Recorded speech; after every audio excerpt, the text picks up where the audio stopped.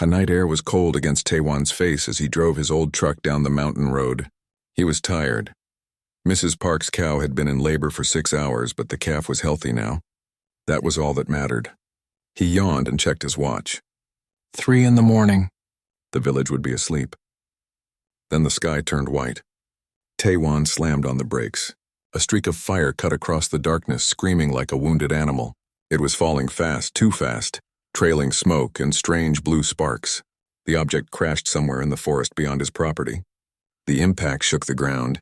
Birds exploded from the trees, crying in panic. He should call someone. The police, maybe the military. But his phone had no signal up here, and something in his chest pulled him forward. What if someone was hurt? What if they needed help right now? Not in an hour when authorities arrived. Taewan turned his truck toward the forest. The crash site was easy to find. Trees were flattened in a wide circle, and small fires burned in the underbrush. In the center sat a craft unlike anything Taewan had ever seen. It was smooth and dark, shaped like a teardrop with strange symbols glowing faintly on its hull.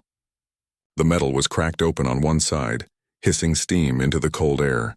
He grabbed his medical bag from the truck. His hands were shaking. Inside the craft, everything was wrong. The walls seemed to glow from within. Lights blinked in patterns that hurt to look at. And there, strapped into a seat that looked melted, was a woman. No, not a woman.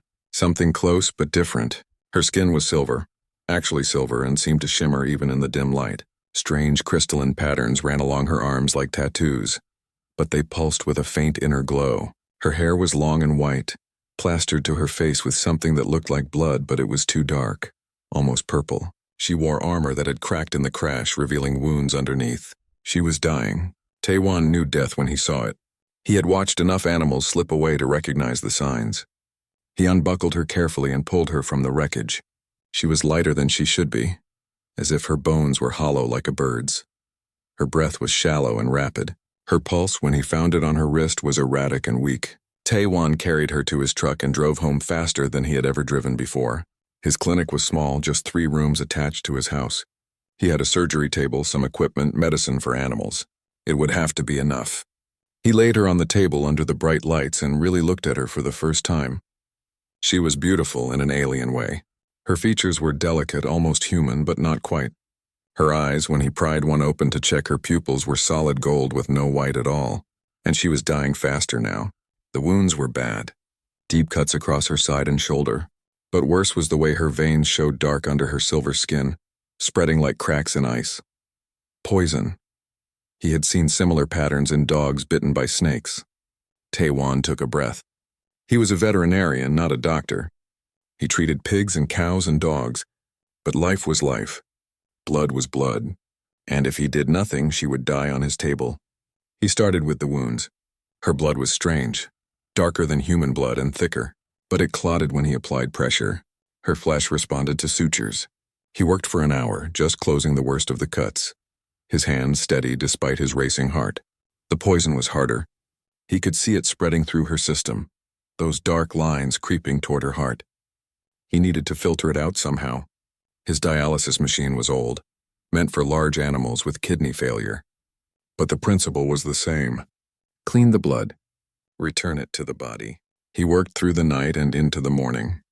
He had to adjust everything, guessing at blood pressure and flow rates. Too fast and he might kill her. Too slow and the poison would reach her heart. Her temperature kept dropping. He wrapped her in heated blankets. Her breathing stopped twice and he had to manually pump her chest, hoping her anatomy was close enough to human. The sun rose. The dialysis machine hummed. And slowly, impossibly, the dark lines began to fade. Taewan didn't leave her side for 3 days. He slept in a chair next to the table, waking every hour to check her vitals. He changed her bandages. He kept fluids running into her veins. He talked to her sometimes, nonsense words, just so the room wouldn't be silent. On the 3rd night, her eyes opened. They were gold and bright and terrified. She tried to sit up, but Taewan gently pushed her back down. "You're safe," he said in Korean, then realized she wouldn't understand. He made calming gestures with his hands. She stared at him for a long moment. Then she spoke, and somehow he understood. The words came from her mouth in a language he had never heard, but his mind translated them instantly. Some kind of technology, maybe embedded in her somehow. "Where am I?" Her voice was weak but clear. My clinic. In Korea. On Earth. He paused. You crashed. You were dying. She looked down at herself. At the bandages. At the IV in her arm. At the crude equipment around her. Her eyes went wide. You saved me. She struggled for a word. A primitive healer? Taewon bristled at that but said nothing. She was clearly in shock. I am Nara, she said slowly. Crown Princess of the Velian Empire, and I should be dead. Over the next few hours, as she regained her strength, she told him everything. About her empire that spanned 100 worlds. About the coup led by her uncle, Duke Yulhan, who wanted the throne for himself. About the poison they had given her before she escaped in a small craft. About how she had been heading for a waypoint where her loyal fleet was gathering, but the poison made her crash. My people are searching for me, she said. But so are the traders, and I have no way to contact either of them. My ship's communication array was destroyed in the crash. Taewon listened to all of this and felt his quiet life crumbling around him. Alien empires, civil wars, princesses from the stars. It was too much. Why? Nara asked suddenly. Why did you save me? You knew I wasn't human. You could have left me to die, called your authorities, but you risked everything. Taewon shrugged. You were hurt. I'm a healer. What else would I do? She stared at him like he had said something profound. In her world, apparently, that kind of simple compassion was rare. There is a law among my people, she said quietly. A sacred law older than the empire itself. If a member of the royal blood is saved from certain death by another, that person is granted a title and protection. They become consort of the stars, bound to the royal house forever. Taewon laughed, thinking it was a joke, but Nara's face was serious. I owe you a life debt, she said. And when my fleet finds me, everything will change for you. I hope you understand that. Taewon looked at this silver-skinned princess from another world, lying on his surgery table surrounded by equipment meant for farm animals. He thought about his simple life, his quiet village, his routine of caring for cows and dogs. Let's just focus on keeping you alive first, he said. But deep down he knew she was right. Everything had already changed. The moment he pulled her from that burning wreckage, his old life had ended. He just didn't know yet what his new life would become. 5 days after the crash, Nara was strong enough to walk. She moved through Taewon's small clinic like a ghost, studying everything with curious eyes. She examined his medical equipment, his books, even his coffee maker. Everything fascinated her. Your world is so primitive, she said one morning, not cruelly, just stating a fact. But there's something pure about it, simple. Taewon was cleaning his instruments. We manage fine without flying between stars. She smiled at that. It was the first time he had seen her smile. It changed her whole face, made her seem less alien and more human. I found something in my armor, she said, pulling out a small device no bigger than a coin, a distress beacon. It survived the crash. I can activate it and my fleet will find me within days. But the traders will find you too, Taewon said. Yes, but I can't hide forever and... She looked at him seriously. Staying here puts you in danger. My uncle's assassins will come. They'll kill anyone who helped me. Taewon thought about his village, about Mrs. Park and her cows, about the families he had known his whole life. He thought about bringing war to their doorsteps. Do it, he said. Call your fleet. She activated the beacon that night. 3 days later, the sky opened up. Taewon was in the village buying supplies when it happened. The morning was normal, peaceful until someone screamed and pointed up. The clouds were peeling back, revealing something impossible. A ship. But calling it a ship was like calling the ocean a puddle. It was massive, stretching across the sky like a floating city. Dark metal and glowing lights. Weapons that looked like they could crack the planet in half. It hung there in the air, defying gravity, defying everything Taewon knew about the world. Smaller craft began to descend. Sleek fighters that moved too fast. Landing ships that touched down in the fields outside the village. People were screaming, running, some praying. Taewon just stood there, groceries forgotten in his hands. Soldiers emerged from the landing ships. They wore armor that shimmered like liquid metal, carried weapons that hummed with energy. They moved with precision, securing the area. And then one of them approached Taewon. You are the healer, the soldier said. Not a question. The soldier's helmet retracted, revealing a woman's face. Stern, scarred. Her skin was bronze and her eyes were sharp as knives. I am Captain Subin of the Royal Guard. Take me to Princess Nara, now. Taiwan led them back to his clinic. His legs felt weak. Behind him, he could hear the whole village following at a distance, terrified and curious in equal measure. Nara was waiting outside the clinic, standing straight despite her injuries. When she saw the soldiers, relief flooded her face. Captain Subin dropped to one knee immediately. Your Highness, thank the stars you live, rise, Subin. We don't have time for ceremony. Nara looked past the captain. Where is Admiral He-Jin? On the flagship, Your Highness. Preparing defenses. Duke Yulhan's forces are hunting for you. We must leave immediately. I won't leave without him. Nara gestured to Taiwan. Every soldier turned to look at him. Taiwan wanted to disappear into the ground. Your Highness, Subin said carefully. He's a native. A primitive. We can compensate him for his trouble, but he saved my life. Nara's voice was steel. When my own empire's physicians would have declared me dead, this man kept me breathing. He filtered poison from my blood with equipment meant for animals. He didn't sleep for 3 days. He asked for nothing in return. Subin looked at Taiwan with new eyes, not friendly but calculating, measuring. Then he comes with us, the captain said finally. Gather what you need, healer. Everything happened too fast after that. Taiwan barely had time to pack a bag, to leave a note for his family. The villagers watched as he was escorted to a landing craft. Some looked afraid, some looked envious. Mrs. Park was crying. The craft rose into the air and Taiwan saw his village shrink below him. Then they passed through the clouds and the flagship filled his vision. The interior was beyond description. Halls wide enough to drive trucks through. Ceilings that glowed with soft light. Windows that showed the curve of Earth below. Aliens walking past, not all of them humanoid. Technology that looked like magic. They brought him to a massive chamber filled with officers and nobles. At the center stood an older man in military uniform, his face hard as stone. Admiral He-Jin, Taiwan guessed. Nara entered the chamber and everyone bowed. She walked to the center and her voice carried to every corner. I stand before you alive because of one person, Taiwan of Earth. A healer who found me dying in a crashed ship and refused to let death take me. By his skill and his compassion, I survived. Murmurs rippled through the crowd, some approving, many skeptical. By the ancient laws of our people, Nara continued, I grant him the title of Consort of the Stars. He is under royal protection. He is bound to my household, and anyone who harms him answers to me personally. The murmurs became shouts, nobles objecting, officers arguing. Admiral He-Jin raised his hand for silence. Your Highness, the Admiral said, his voice like gravel. With respect, this human is from a pre-contact world. He knows nothing of our empire, nothing of our wars. He will be a liability. He kept me alive when I should have died, Nara shot back. That makes him more valuable than half the nobles in this room. He-Jin's jaw tightened, but he bowed. As you command, Your Highness. They gave Taiwan quarters on the ship. A room larger than his entire house back on Earth.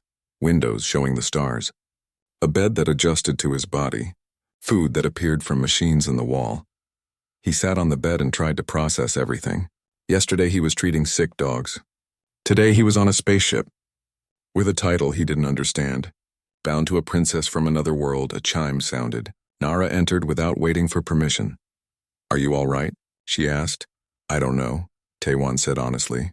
This is all too much. She sat beside him. Not close, but not distant either. I know I've taken you from your home, from your life. But Duke Yulhan's assassins were already tracking my distress beacon. If you had stayed, they would have killed you. Killed everyone in your village to eliminate witnesses. So I'm a refugee. You're a consort. It's not the same thing. What does that even mean? Nara was quiet for a moment. It means you're part of my household now. Under my protection. It's an old title from before the Empire, back when saving royal blood meant something sacred. She looked at him. I can't send you home yet. Not while the war continues. But I promise you, when this is over, if you want to return to Earth, I'll make sure you can. With enough wealth that you'll never have to work again. I like my work, Taiwan said. She smiled again, that same smile that made her seem human. I know. That's what makes you different. Over the next few days, Taiwan tried to adapt. The ship was a floating city, home to thousands. He got lost constantly. The food was strange. Everyone stared at him, the primitive human who somehow earned a royal title. But not everyone was hostile. Captain Subin began to respect him after he helped treat an injured soldier using techniques she had never seen. Some of the younger crew found him fascinating, asking endless questions about Earth. Admiral Heijin remained cold and distant. During strategy meetings that Taewon was forced to attend as part of Nara's household, the Admiral barely acknowledged him. Then came the attack. Alarms screamed through the ship. Red lights flashing. Taewon was thrown against a wall as the flagship shook. "Duke Yulhan's forces," Subin shouted, grabbing him. "They found us. Get to the safe room now." The battle lasted 3 hours. Taewon huddled in a reinforced chamber with other non-combatants, feeling the ship shudder with each impact. He thought about his quiet clinic, his simple life, and he wondered if he would ever see Earth again. When the all-clear finally sounded, he learned they had won, but barely. 2 escort ships destroyed, hundreds dead, and Duke Yulhan now knew exactly where Nara was. That night, Nara came to his quarters. She looked exhausted. "I'm sorry," she said. "I brought you into a war." "You saved my life by taking me," Taewon replied. "You said so yourself. Still, this isn't what you signed up for." Taewon thought about that. About the crash. About pulling her from the wreckage. About the choice he made without thinking. "I signed up for it the moment I decided to help you," he said. "I just didn't know it yet." She looked at him for a long moment. Then she did something unexpected. She hugged him. Just briefly, just a moment of contact. But it was the first real warmth he had felt since leaving Earth. "Thank you, Taewon," she whispered, "for everything." After she left, Taewon stood at the window watching the stars drift past. Somewhere out there was Earth, home, safety. But here was Nara. Here was purpose. Here was something bigger than himself. He didn't know yet if he had made the right choice. But he was beginning to think that maybe, just maybe, he was exactly where he needed to be. 2 weeks on the flagship and Taewon still got lost going to the dining hall. The ship was too big, too complicated. Corridors that looked identical. Levels that made no sense. He missed his small clinic where everything had its place, but he was learning. Slowly, the morning started badly. Taewon walked into the dining hall and felt every conversation stop. Officers and nobles stared at him, the human who somehow earned a royal title. He grabbed food from the dispensers, strange fruits and protein bars that tasted like nothing from Earth, and sat alone. Captain Subin dropped into the seat across from him. "You shouldn't sit alone," she said. "It makes you look weak." "I am weak," Taewon replied. "Compared to everyone here, weak?" Subin laughed. It was a harsh sound. "You saved our princess with equipment meant for farm animals. Half the physicians on this ship couldn't do that." "That's not weak. That's resourceful." Before Taewon could respond, an alarm blared. Not the red combat alarm, something different. Yellow lights pulsing. Subin was on her feet instantly. "Medical emergency. Berth 7. The war beasts." She looked at Taewon. "Come with me." They ran through the corridors. Berth 7 turned out to be a massive cargo bay converted into a kennel. Inside were creatures that made Taewon stop and stare. They were huge, each one the size of a horse, but they looked like nothing from Earth. 6 legs. Armored hide covered in scales. Heads with too many eyes. These were war beasts. Creatures bred for boarding actions and ground combat. There were 20 of them in the bay, and they were all sick. Beastmasters were running between the creatures, trying to stabilize them. One of the beasts was convulsing, foam coming from its mouth. Others lay on the ground, breathing in shallow gasps. "What happened?" Subin demanded. "We don't know, Captain," a beastmaster said. She looked panicked. "They were fine this morning. Then one got sick. Now it's spreading. We've lost 2 already." Taewon stepped forward without thinking. He approached the nearest sick beast. It snapped at him weakly, but he avoided the teeth easily. He had dealt with aggressive animals before. He examined its eyes, its gums, its breathing. He pressed his hands against its side, feeling for temperature, for swelling. "Does anyone have a sample of their waste?" he asked. Everyone stared at him. "Their feces," he clarified, "from before they got sick." A beastmaster brought him a sealed container. Taewon studied the contents carefully. The smell was awful, but he had smelled worse. And there, in the sample, he saw something familiar. "Tiny white segments, parasites," he said. "Internal parasites. Probably from contaminated food." "I've seen this in dogs on Earth." "Impossible," the chief beastmaster said. We screen all their food. And this species doesn't get parasites. Everything gets parasites in the right conditions, Taiwan countered. You're in a war. Resources are tight. Maybe the screening process got rushed, or maybe these parasites are new, something your species hasn't encountered before. The Beastmaster looked ready to argue, but Subin cut her off. Can you treat them? The captain asked Taiwan. Maybe. I need anti-parasitic drugs, or the compounds to make them. They brought him to the medical bay. The chief physician, a tall alien with 4 arms, looked insulted when Taiwan started requesting chemicals. You're a primitive veterinarian, the physician said. What could you possibly know that we don't? I know how to treat parasites, Taiwan said calmly. Do you want to save these beasts or not? The physician gave him what he needed, clearly expecting him to fail. Taiwan worked through the night. He mixed compounds based on ratios he remembered from Earth, adjusting for the beast's larger body mass. It was guesswork, educated guesswork, but still guessing. Too little and it wouldn't work. Too much and he might kill them. He administered the first dose to the sickest beast, the one that was convulsing. Then he waited. An hour passed. 2 hours. The beast's breathing stabilized. The convulsion stopped. By morning it was standing again, weak but alive. Taiwan treated the rest of the beasts. Within 2 days all of them were recovering. The chief beastmaster apologized to him formally. The physician said nothing but stopped looking at him with contempt. Word spread through the ship. The human consort had saved the war beasts. Suddenly people looked at him differently, not with friendship but with respect. Admiral Heijin summoned him to the command deck. You did well, the admiral said. His voice was still gravel, but there was something new in it. Acknowledgement. These beasts are valuable. Irreplaceable in combat. You saved them when our own experts couldn't. I just saw something familiar, Taiwan said. Humility. That's rare among nobility. Heijin studied him. Tell me, healer, what do you think of our war? The question surprised Taiwan. I don't know enough to have an opinion. An honest answer. Refreshing. The admiral turned to the view screen, showing stars and the distant shapes of escort ships. Duke Yulhan controls the capital. He has more ships, more soldiers, more resources. We're outnumbered 3-1. Princess Nara is the rightful heir, but we're losing. Why are you telling me this? Because you're part of her household now, whether you wanted it or not. And I need to know if you'll run when things get worse. Taiwan thought about that. I pulled her from a burning wreck when I could have walked away. I'm not running now. Something almost like a smile crossed Heijin's face.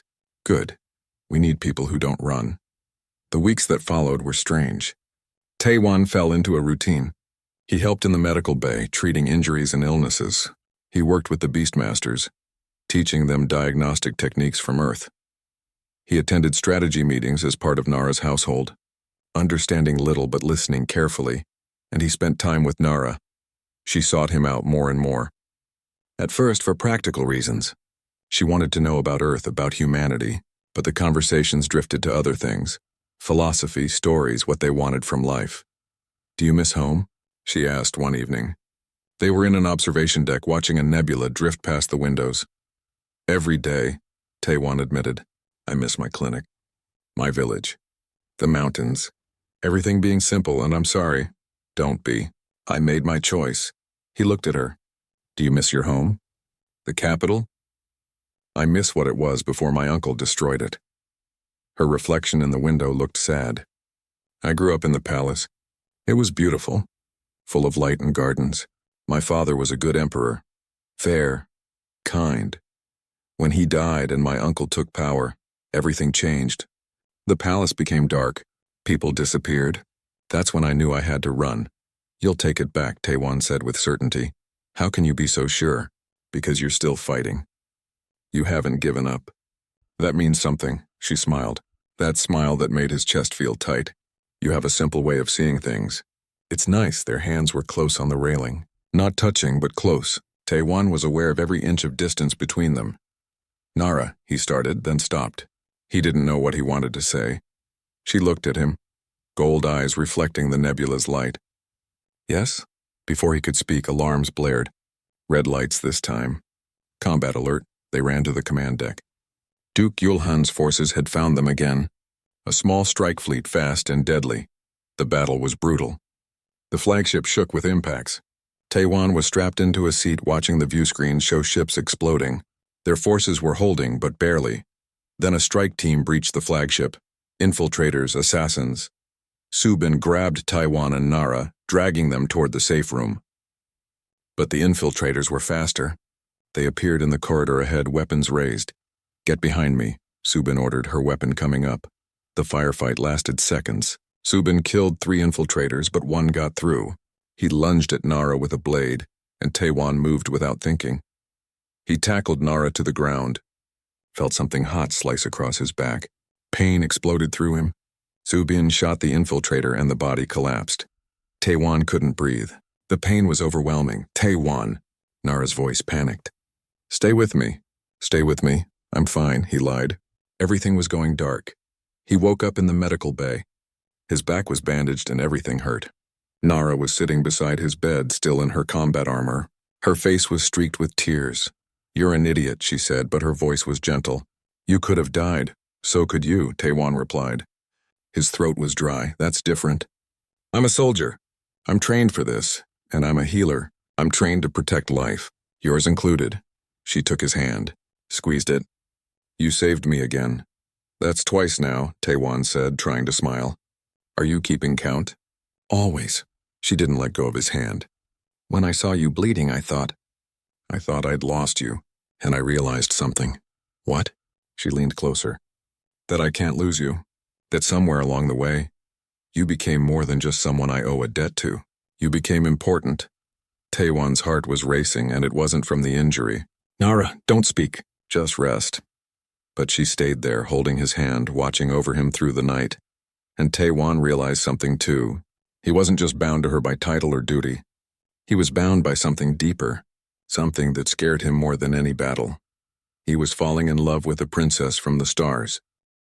Taewon recovered slowly. The wound across his back healed, leaving a scar he would carry forever, a reminder that he had stepped between a princess and death and somehow survived. Things changed after that. The crew looked at him differently, not as a curiosity or a burden, but as someone who had proven himself. Even Admiral Hai-Jin started including him in strategy meetings, actually listening when he spoke. But the war was going badly. 3 months since Nara fled the capital. 3 months of running and hiding and fighting. Duke Yulhan controlled more territory now.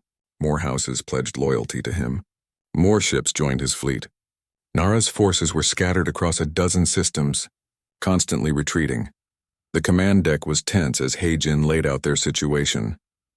"We can't win a direct battle," the admiral said, his voice grim. "Yulhan has 5 ships for every one of ours. If we engage his main fleet, we'll be destroyed." "Then we don't engage," said a nobleman. "We hide. Wait for him to make a mistake." "We've been hiding for months," Nara said. "It's not working. He controls the narrative. Half the empire thinks I'm dead. The other half thinks I'm a pretender. We're losing support every day. What about diplomacy?" Another officer suggested. "Appeal to the vassal species. Get them to pressure Yulhan." Hai-Jin shook his head. "The law is clear. This is an internal succession dispute. The vassals won't interfere." The meeting went in circles. "Attack directly, we lose. Hide indefinitely, we lose slower. No diplomatic options. No military options." They were trapped. Taewon had been quiet, listening. But now he spoke. "What if you change the kind of fight you're in?" Everyone turned to look at him. "Explain," Nara said. Taewon gathered his thoughts. "On Earth, when you can't win a fight with strength, you change the battlefield. You said people think you're dead or a pretender. So the fight isn't really military. It's about who people believe. Truth doesn't matter in war," Hai-Jin said. "It does if you can prove it." Taewon leaned forward. "Duke Yulhan says he's the rightful ruler. That you abandoned your duty. But that's a lie. He staged a coup. He tried to kill you. There must be evidence of that. Witnesses, records, communications. Evidence that's all locked in the capital," an officer said, "which he controls." "Then go get it." The room erupted in protests. Impossible. Suicide. The capital was the most heavily defended system in the empire. But Nara was listening. "Go on." "You can't fight his fleet directly," Taewon said. "But you don't need to. You need to discredit him. Publicly. With proof that can't be denied. If you can show the empire that he's a traitor, some of his support will crumble." Even if we could get evidence, He-Jin said slowly, clearly thinking. How do we spread it? He controls the main communication networks. Underground networks, Taewon suggested. There must be people who don't trust him. People who want the truth. You said some houses are sitting on the fence, not sure who to support. Give them proof. Nara looked at her admiral. Could we do it? Small strikes. Hit data centers, not military targets. Gather evidence. He-Jin was silent for a long moment. Then he pulled up a star map. Here and here. These systems have data repositories, archives that would have records of court proceedings, financial transactions, communications from before the coup.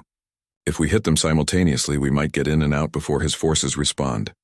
It's dangerous, an officer warned. Everything is dangerous, Nara said. But this is the first plan that doesn't end with us dying slowly. Make it happen, Admiral.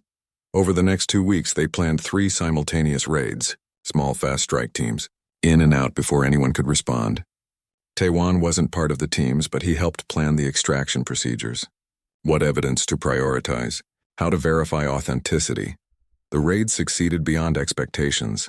They came back with data crystals full of evidence, court recordings showing Yul Han bribing judges, financial records of payments to assassins, communications between conspirators planning the coup, security footage from the palace showing Yul Han's forces attacking Nara's guards.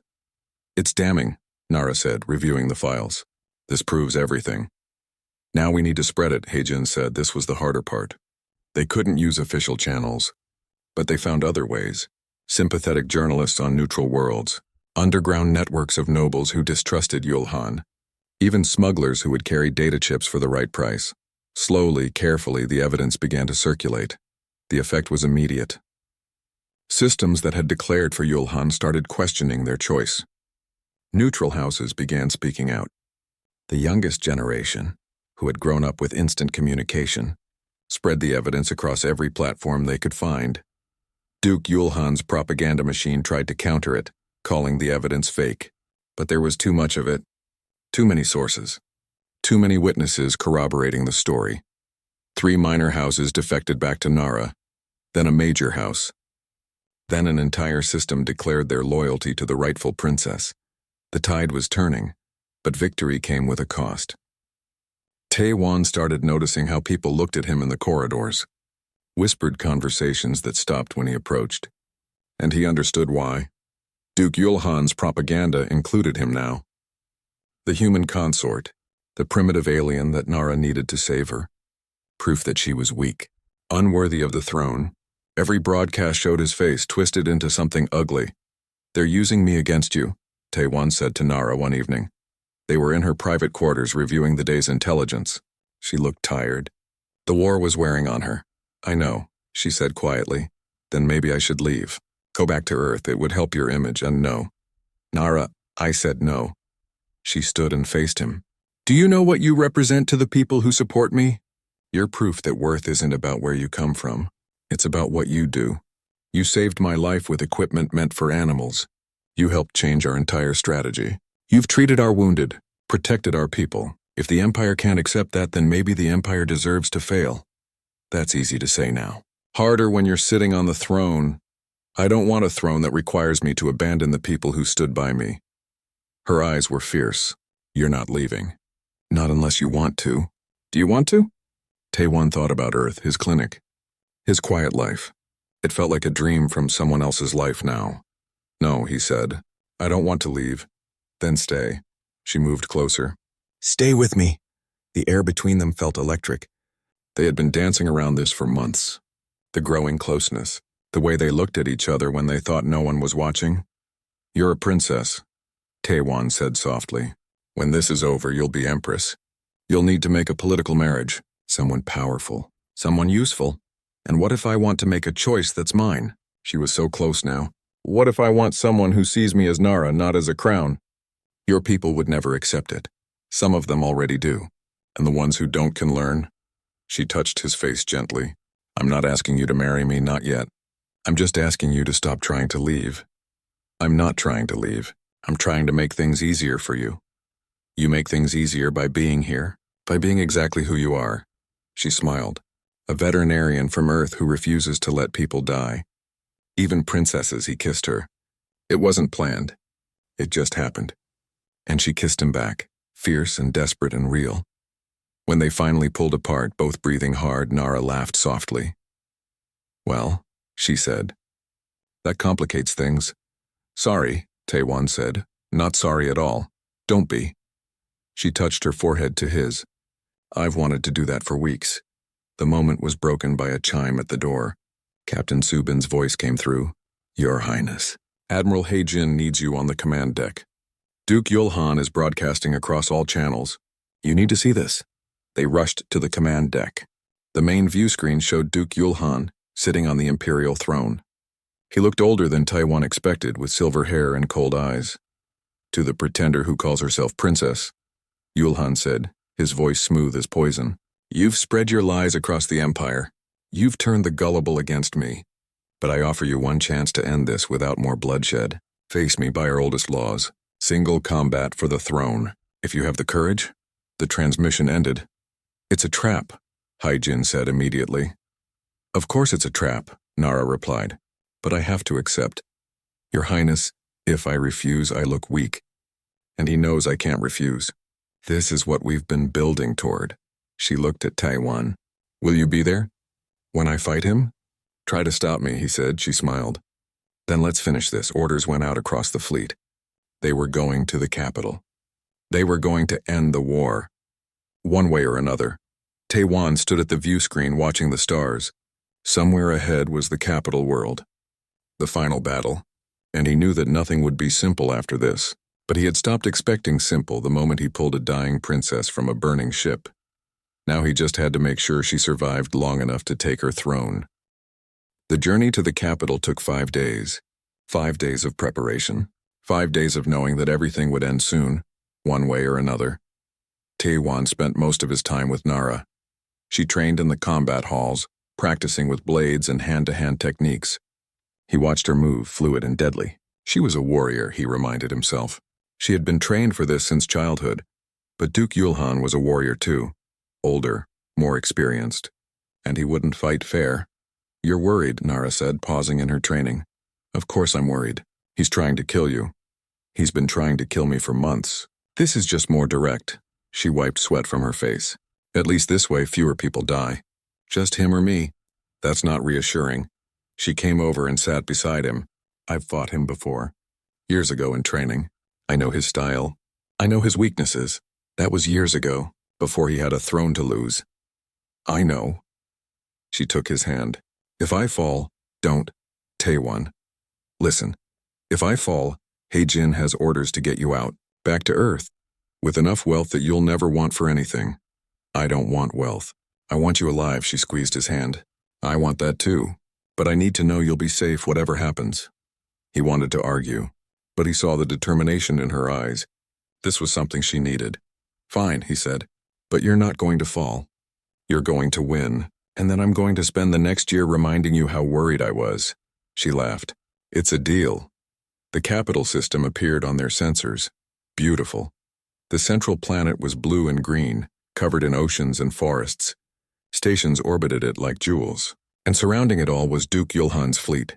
Massive, hundreds of ships, weapons bristling. Enough firepower to crack a moon.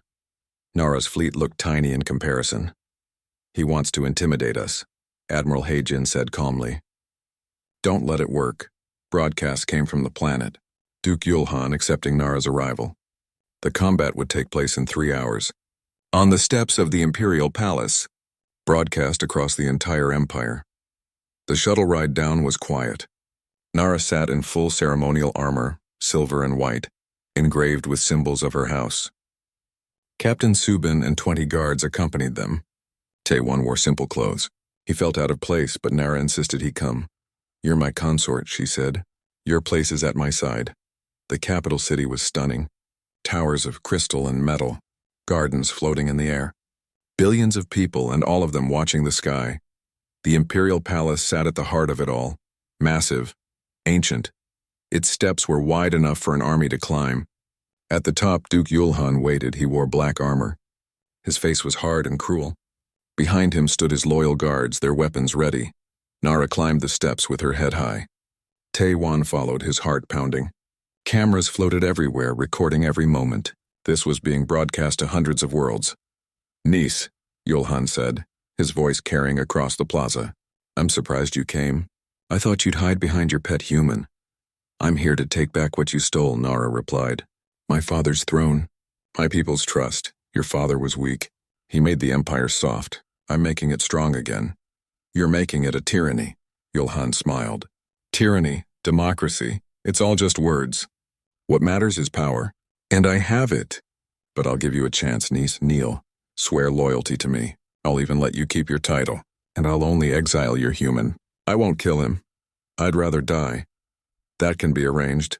An official stepped forward, reading the formal rules. Single combat. No weapons beyond what they carried. Fight until yield or death. The winner takes the throne. Nara drew her blade. It glowed with energy, humming in the air. Yulhan drew his. Longer, heavier, more scarred from use. They began. Taiwan had never seen anything like it. They moved so fast, their blades leaving trails of light. The clash of metal rang across the plaza. Nara was quick, darting in and out, using her speed. Yulhan was powerful, each strike trying to overwhelm her defense. Minutes passed. Both of them were bleeding from small cuts. Neither gave ground. Then Yulhan changed his pattern. He feinted high, and when Nara blocked, he swept her legs. She went down hard, her blade skittering away. Yulhan raised his sword for the killing blow. "Yield," he commanded. Nara looked at him with defiance. "Never." Taiwan's heart stopped, but Nara rolled away at the last second. Yulhan's blade struck stone, sending sparks flying. She came up with a knife, stabbing at his leg. He stumbled back, cursing. They circled each other now, both breathing hard. Nara had lost her main weapon. Yulhan was limping from the knife wound. "You always were stubborn," Yulhan said, "just like your father. And look where it got him, dead by my hand." The admission sent a shockwave through the crowd. He had just confessed to killing the emperor. Nara's face went cold. "You admit it? In front of everyone. Who will stop me? Your handful of loyal houses?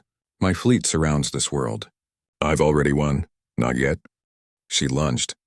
Yulhan blocked, but barely. She was fighting differently now. Not for honor. For vengeance. Every strike was meant to kill. But Yulhan was still stronger. He caught her wrist, twisted, and threw her down again. This time he didn't hesitate. His blade came down, and stopped. Something was wrong. Yulhan was frozen, his blade an inch from Nara's throat. His eyes were wide with shock. Taiwan looked up. The ships in orbit, Yulhan's fleet, they were moving. Breaking formation. Some were firing on each other. Admiral Heijin's voice came over every broadcast. "People of the Empire, what you just heard was Duke Yulhan confessing to murdering Emperor Taimin. We have additional evidence, documents, recordings, witnesses, all proving his treason. Any ship or house that continues to support him is complicit in regicide." Yulhan's face went pale. "No, this is a trick." "It's the truth," Nara said from the ground. "And you just confirmed it in front of billions of witnesses." The guards behind Yulhan were backing away. One of them dropped his weapon, then another. "Stand with me," Yulhan roared. "I am your emperor." "You're a traitor," one of the guards said. "And I won't die for a traitor." Yulhan looked around wildly. His support was crumbling in real time. Ships in orbit were switching sides. Houses were broadcasting their loyalty to Nara. The carefully constructed lies were falling apart. He looked down at Nara, his blade still raised. "If I'm going to fall, you're coming with me." He brought the blade down. Captain Subin's shot took him in the chest. He staggered, dropped his blade, and fell. Nara stood slowly. She looked at her uncle, bleeding on the palace steps. He was still alive, but barely. "I could kill you," she said quietly. "For my father, for everyone you've hurt, it would be just." "Do it," Yulhan coughed, blood on his lips. "If you have the strength." Nara stared at him for a long moment. Then she looked at the cameras. At the Empire watching. "No," she said clearly. "You'll stand trial. You'll face justice properly, and everyone will see that I'm not like you." She turned away from him, walked to the center of the steps, and spoke to the cameras, to the Empire. "I am Nara, daughter of Emperor Taimin, rightful heir to the throne, and I claim my birthright not through strength alone, but through truth, through justice, through the loyalty of those who believe in a better empire." The plaza erupted in cheers. Ships in orbit fired salutes. Across hundreds of worlds, people celebrated. Taewon climbed the steps to her. She saw him and smiled, that smile that made everything worth it. "You won," he said. "We won." She took his hand right there in front of everyone, in front of the cameras broadcasting to the Empire. All of us. The days that followed were chaos. Yulhan's remaining supporters were rounded up. His co-conspirators faced trial. The Empire began the slow process of healing. Nara's coronation happened 2 weeks later. The palace was filled with nobles and diplomats and representatives from 100 worlds. She wore the crown of her father, and she looked every bit the empress. Taewon stood at her side. Not behind her. Not in the shadows. At her side. There were those who objected. Old nobles who thought a human consort was beneath imperial dignity. But there were more who supported her. Young people especially, who saw Taiwan as proof that the empire was changing. After the ceremony on a balcony overlooking the capital, Nara found him. "You could go home now," she said. "Back to Earth, the war is over. You're safe." Taewon looked out at the city, the alien architecture, the strange sky, nothing like his village in the mountains. "I used to think home was a place," he said slowly. "My clinic, my village, the mountains where I grew up, and now?" He looked at her. "Now I think home is wherever you are." She moved closer. "That's fortunate, because I was hoping you'd stay, as your consort, as whatever you want to be, consort, advisor, ambassador, friend." She smiled. "Partner. That last one sounds good." She kissed him there on the balcony with the city spread below them. And Taewon realized that he had found something he never knew he was looking for. Purpose. Adventure. Love. Behind them, the fleet hung in orbit. His fleet now as much as hers. The title Consort of the Stars had meant nothing when it was first given to him. Just words. A formality. But he had made it real. Not through battle or politics or power, but through simple compassion. Through refusing to let someone die, even when it would have been easier, and that he thought was the most human thing of all. Months later, the first human delegation arrived from Earth. Diplomats and scientists, nervous and excited. They had been invited by Empress Nara herself. Taewon met them at the palace. They stared at him in his consort's uniform, at the palace around them, at everything. "Is this real?" one of them asked. "Very real," Taewon said. How does a veterinarian from Korea end up here?" Taewon thought about the crash. The choice. Everything that followed. "I helped someone who needed it," he said simply. "Everything else just happened. That's it? That's the secret? That's it." But as he led them into the palace, introducing them to Nara, showing them the wonders of the empire, he knew it wasn't that simple. Nothing ever was. He had crossed the stars, fought in a civil war, fallen in love with a princess, and helped reshape an empire. All because one night he saw something falling from the sky and decided to help. Sometimes, he thought, the smallest choices lead to the biggest adventures. And sometimes home isn't where you start, it's where you choose to stay. He looked at Nara, discussing trade agreements with the Earth delegation. She caught his eye and smiled. Yes, he was home.